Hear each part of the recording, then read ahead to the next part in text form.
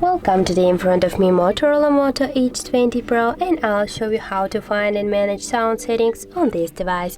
So first you should go to the settings application and here find the sound and vibration settings section. Right now I got here the media, call, ring notification, all alarm volumes. We can change the device mapping with our finger to the left or to the right. Also we got here the vibration settings. We can turn on or turn off the vibrate vocals. Also we got here a lot of audio and multi-volume effects. In our advanced options we got here the don't disturb mode. You can turn it on if you want.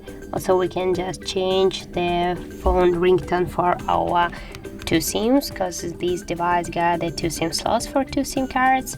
Also we can change the notification and alarm sound. Just tap here and you can select another notification sound. Here also we got the dial pad tones. We can turn it on or turn it off, and just when you call to someone, you'll just touch your dial pad, you'll see the sounds. Also if you will just turn on the screen locking sound, we'll hear the sound, as can you hear.